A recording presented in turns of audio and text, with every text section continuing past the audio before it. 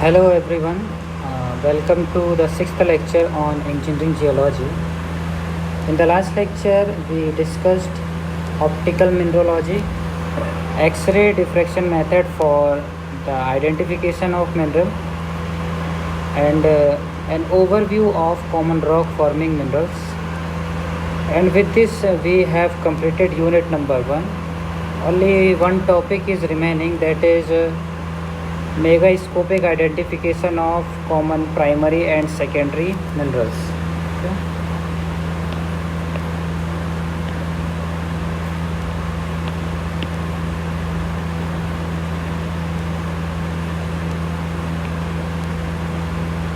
Megascopic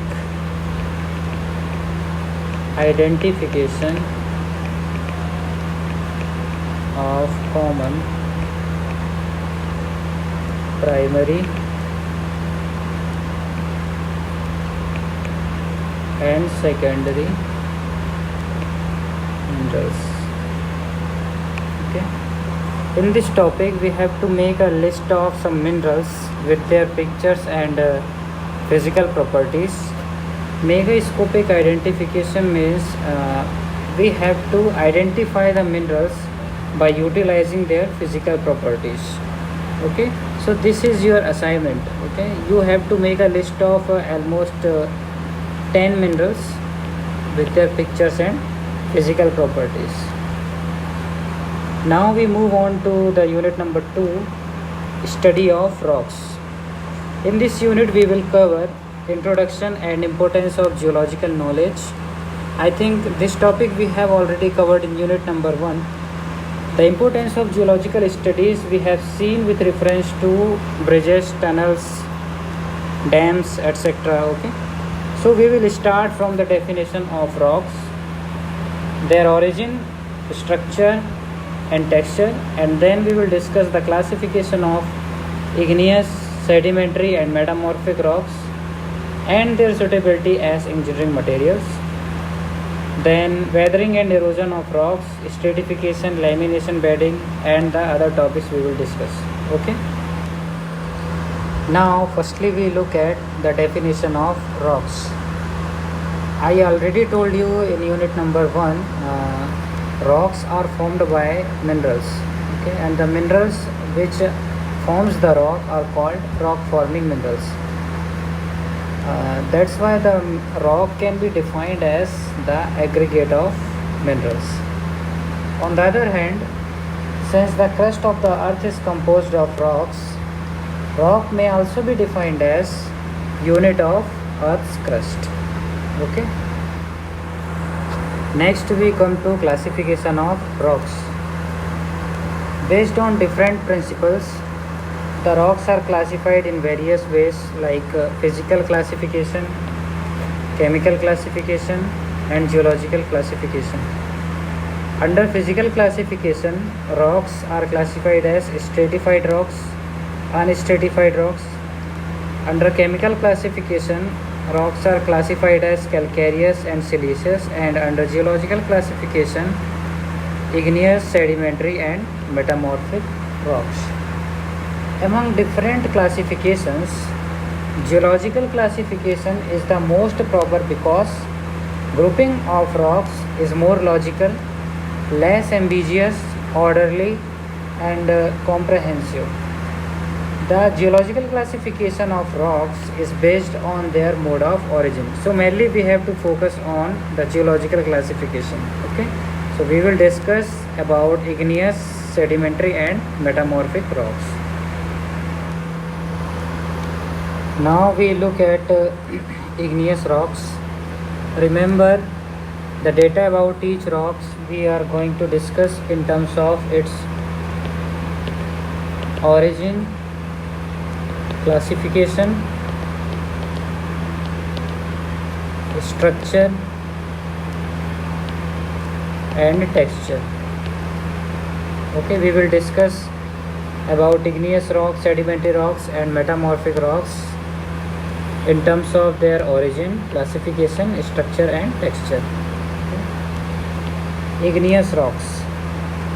These rocks are also called primary rocks because these rocks are most abundant in the Earth's crust.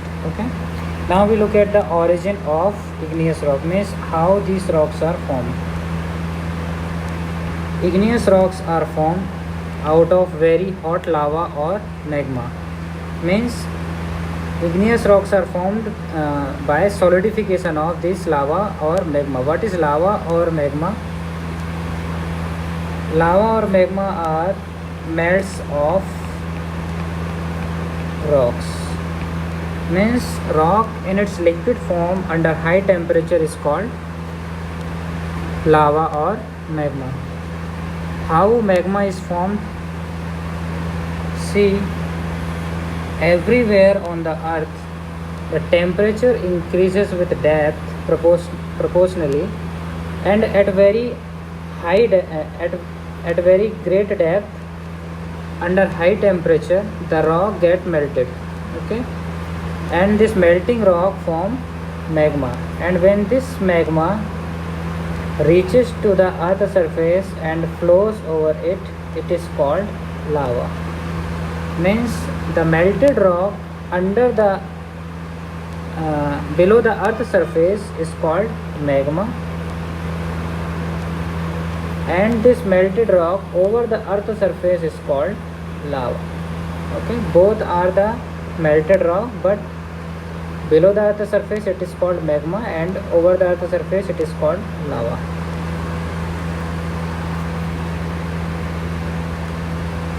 The extruded lava on solidification over the earth surface give rise to extrusive igneous rock. Okay, means the igneous rock when it is formed over the earth surface due to solidification of lava, it is called extrusive igneous rocks. The magma solidification below the earth surface give rise to intrusive igneous rock. Okay, when igneous rock is formed below the earth surface due to solidification of magma is called intrusive igneous rocks. The extrusive rocks occur as simple lava flow. Means the extrusive rock take the shape of lava flow. Clear? On the other hand, the intrusive rock having different shapes or forms. Why? Because these rocks are influenced by geological structures which occur in country rocks. Country rocks means the rocks which are native an area. Okay, and these rocks are also influenced by the fluidity, means the viscosity of magma. Now we come to classification of igneous rocks.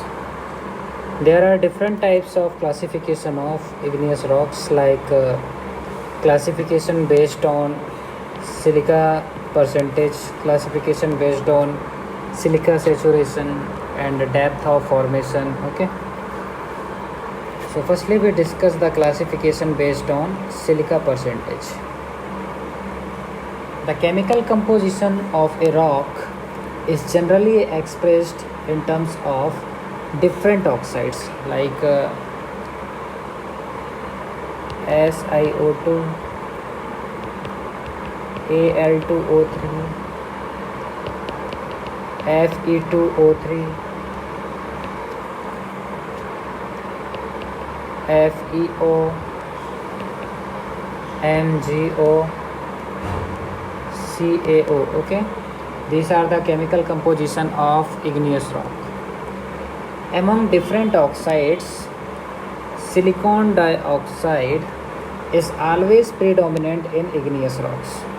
Okay, since silica percentage is also responsible for the formation of different minerals and their association, it serves as a suitable basis for the classification of igneous rocks. Okay, under this classification, igneous rocks are classified as acidic igneous rocks, intermediate igneous rocks, basic igneous rocks, and ultra basic igneous rocks. So firstly we look at acidic igneous rocks. Okay, when silica content exceeds 66%, Okay, then the rock is classified as acidic igneous rock. These rocks are compositionally rich in silica and alumina, but are poor in calcium, magnesium, and iron. Okay, they are composed of quartz, alkali feldspars, and muscovite mica, representing the late stage of crystallization of magma. They are leucocratic, means light colored, because these are rich in pale colored minerals. Okay, as we know, the property of rock depends upon the property of its constituent minerals. So here these rocks are formed by quartz mineral, alkali feldspar, and muscovite mica, and these minerals have pale color. Pale color means, I have told you what is pale color. The color of human body without blood. Okay, means light color. So these minerals have light color. That's why acidic igneous rocks are having light color. They have free primary quartz. They are relatively lighter rocks. Their specific gravity is about 2.6. Okay, and have high melting points. Clear? The example of this type of rock is granite. Okay, this figure shows the granite igneous rock. Clear? Next is intermediate igneous rocks. When the silica content in the rock ranges between 52 to 66%, the rock under this classification is classified as intermediate igneous rocks. These rocks may be lacking free quartz completely or may be having very little of it. Okay, lacking free quartz means these rocks or minerals are not satisfied with silica content. Okay, free quartz exists only when the minerals or the rocks are satisfied with silica content. These rocks are mainly composed of alkali feldspars with a few accessory minerals of the mafic kinds. Felsic minerals or mafic minerals we know. Okay, we have discussed this already in the previous lectures. Leucocratic or mesocratic. Okay, some rocks under this category shows leucocratic nature and some shows mesocratic.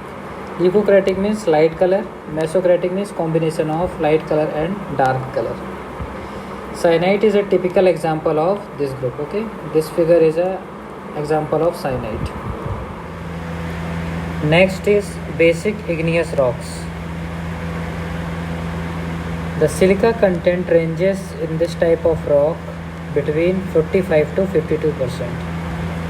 The main constituent minerals of these rocks are mafic minerals. Okay, mafic minerals occur as essential minerals. Okay, quartz and olivine are generally absent, or any one of them may occur in small quantities. Feldspars are of the piezoclase type. Silica and alkalis are less, and calcium, magnesium, and ferrous iron are more in content when compared with acidic rocks. The dominant occurrence of mafic minerals makes these rocks to have a slightly higher specific gravity, roughly 3.1. Okay, as we know, the mafic minerals are relatively heavier than the felsic minerals, and the main constituent minerals are mafic minerals for these rocks. That's why these rocks are heavy. Okay, gabbro, norite, dolerite, and basalt are typical examples of this group. Okay, this picture is of gabbro rock. Okay, next is ultra basic igneous rocks. Okay, in this silica content is less than 45%. Okay, free quartz is always absent in this category of rock because compositionally these are poorest in silica and the richest in magnesium. Okay, mafic minerals occur as essential minerals. These are typically melanocratic. Melanocratic means dark colored. Okay, these rocks are dark colored. These have the highest density among the different rock types. Okay, specific gravity is around 3.6. Okay, means these are heavier than the other category of rock. These are usually formed as differentiated products of early formed minerals like olivine, calcium rich pachyoclase, and magnesium rich pyroxenes. Okay, duonite, periodite, picrite, and pyroxenite are typical examples of this category. Okay, this is a typical picture of peridotite. Now we come to classification based on silica saturation.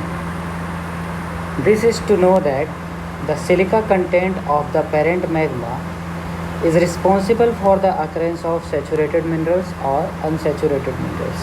Okay, so under this classification, depending on the silica content of the parent magma, igneous rocks are classified as oversaturated igneous rocks, saturated igneous rocks, and undersaturated igneous rocks. Okay, so firstly we look at oversaturated igneous rocks. When the parent magma is very rich in silica, only saturated minerals are formed and the surplus quantity of silica crystallizes as free quartz. Okay, so in this type of rock, due to huge quantity of silica, only saturated minerals are formed. Okay, and the additional quantity or surplus quantity of silica crystallizes as free quartz, means free quartz always present in this oversaturated igneous rocks. Okay, granites belong to this category. Next is saturated igneous rocks.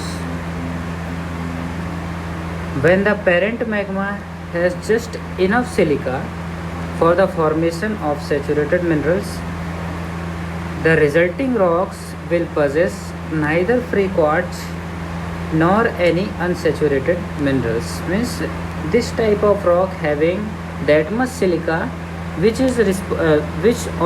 can form only saturated minerals. Okay, there is no additional quantity of silica which form the free quartz. Okay, that's why in this type of rock neither free quartz present nor any unsaturated minerals present. Okay, cyanite is an example of this category.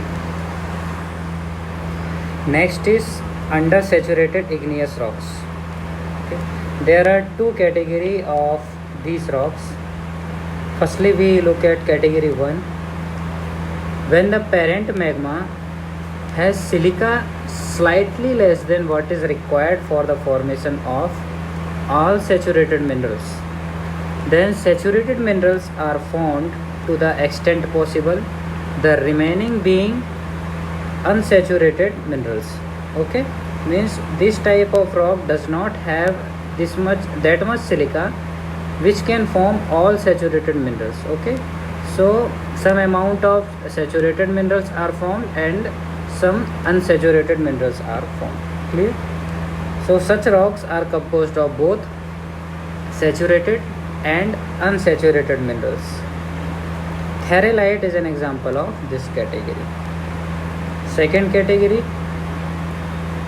when the parent magma is highly deficient in silica, saturated minerals may not be formed at all and only unsaturated minerals will be occurring in the resulting rock. Okay, there is a high deficiency in silica in this type of rocks, that's why only unsaturated minerals are formed and saturated minerals are absent in this case.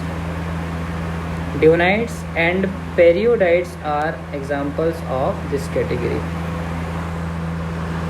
The next classification is based on depth of formation. This is also known as textural classification. Okay, under this classification, igneous rocks are grouped as plutonic rocks, volcanic rocks, and hyperbasal rocks. Okay, Firstly, we look at plutonic rocks. Those igneous rocks which have formed under high pressure at great depths in Earth's crust are called plutonic rocks. Okay, these rocks are formed at a great depth under high pressure. Okay, coarse grained, example granite. Okay, these rocks having grains in bigger size. Okay,